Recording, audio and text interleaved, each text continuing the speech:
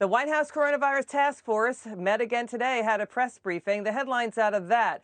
Good news. Dr. Birx said that we are not at the peak yet, but it looks like U.S. infections may, for the first time, be leveling off. We're seeing good news coming out of California, Washington State, also New York, that the rate of infections may be going down. We are not out of the woods yet.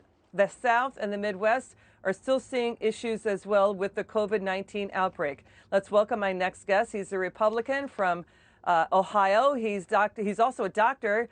He's Congressman Brad Wenstrup. Great to have you on, sir. Thanks, Liz. Good to be with you. Appreciate it.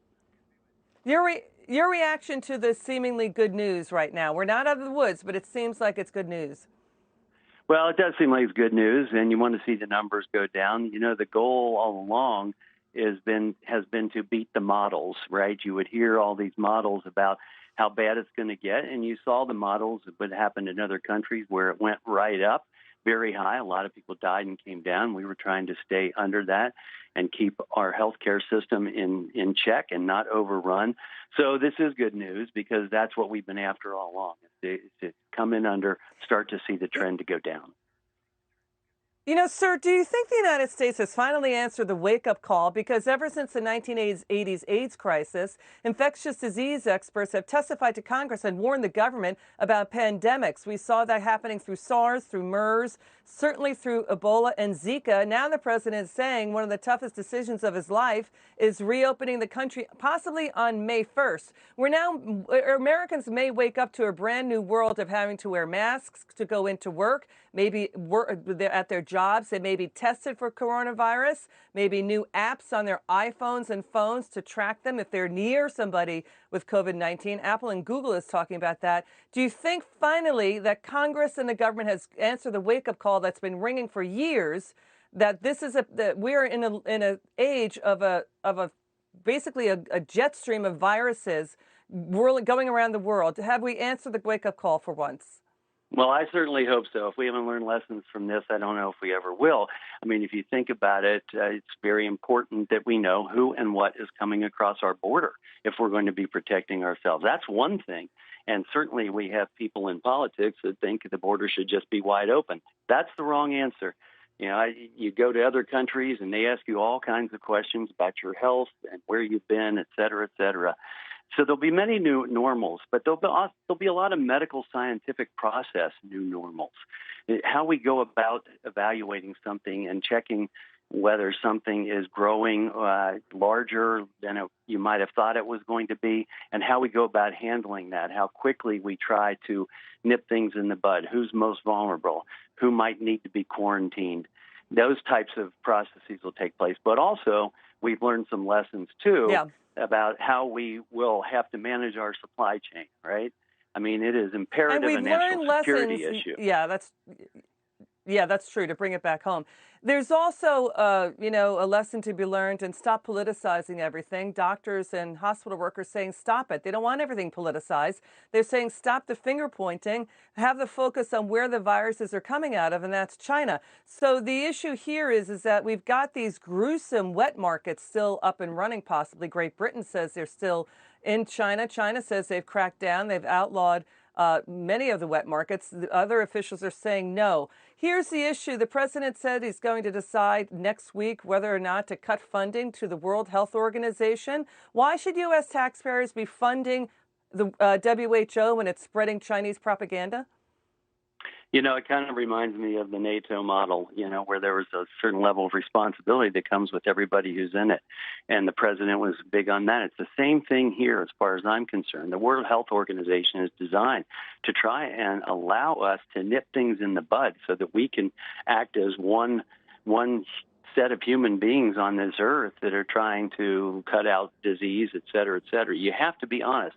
The problem with the communist system is similar to what Russia did after Chernobyl, right? Their attitude is, the communist system is, it's not a lie if it helps the state, and they don't want to admit to when there's a problem, and as a result, other people suffer. So this is something we do want to address wholeheartedly. There's no doubt about it that we have got to do something to address, and I think a lot of it should come from the World Health Organization itself, and I think the president is one who's going to help drive that. Yeah, here's the issue now. The WHO is saying that it's taking North Korea's line that North Korea has no cases. That cannot be believed. Also the line of rhetoric that we're hearing out in the media that, other administrations' pandemic response were state of the art and cinematically picture perfect. We are learning that they were not certainly in prior administrations. Dating back to the 1980s, the pandemic response on the federal and the state and local level was not up to speed. So when you look at what's going on with the World Health Organization, you look at the rhetoric coming out of China. Now the American Enterprise Institute is saying potentially 2.9 million infections in China, way more than the 81,000 cases that China is reporting. So it seems that finally the world may be waking up. We're seeing social media lighting up in Bangladesh and Afghanistan and again in Pakistan, also in Russia, against what's going on in China. Do you think the world's waking up and saying we can't go through another pandemic like this? Well, it'd be helpful if it's other countries besides just the United States. I'll give you an example. One of my medical colleagues have been in touch with a infectious disease doc in China, going over what they've done and this and that. And one of the things that the Chinese doctor said to my friend was, "How come you all aren't wearing masks in America?"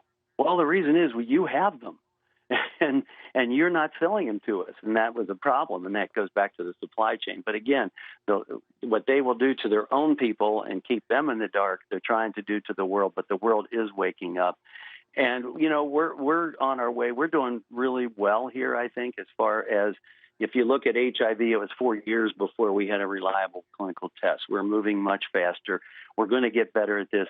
Hopefully this doesn't keep happening. But also, I just would like to point out now one of the opportunities that we have on the medical side is we have a lot of people that have gotten this and have recovered, and they are going to be eligible people to donate plasma that can help others that get this. And I think people need to make sure they're talking with their doctors and working with their blood banks. Yeah, and the issue is, too, should the president, is the use of the Defense Production Act, to what you were saying, should that be a first step toward getting the medical supply chain built and manufacturing here in the United States? Because China is moving to be a medical superpower via a new medical Belt and Road initiative. It tried to corner the market on remdesivir and Gilead, that drug earlier in this year in January. It tried to get as many ventilators as it could before it told the world it had an epidemic on its hand that turned into a pandemic. That's the thing. Here's what I want to back up and say. When you see what's happening out of China, Dr. Robert Darling is one of the world's leading infectious disease experts out of Fort Detrick. He used to be at Fort Detrick, the Army Research Center. He's still saying China won't give over the virus samples to study. That tells you that it could possibly have been an accidental release out of a biolab there, or they just don't want to admit, China doesn't want to admit that the virus did emanate out of, the province over there. So the issue with China, should it be brought to the Criminal Court of Justice? Should we cut back on our debt that we owe to it? How do you hold China accountable? Those are some of the ideas that Republicans are pushing on now. What do you think? I think we need to pursue that avenue and see exactly what happened. I mean, there's responsibility. We have had terrorist attacks where certain countries eventually did take responsibility, like Libya, and we were able to get some compensation back. That would certainly help us, but it also might correct a wrong. But I don't expect them to change their behavior, but we have to change how we view China and how we work with China, or better yet, maybe how we don't work with China because they can't be trusted. Okay, Congressman Brad Wenstrup of Ohio, thank you so much for joining us, sir. I really appreciate it. Oh, you bet. Thank you.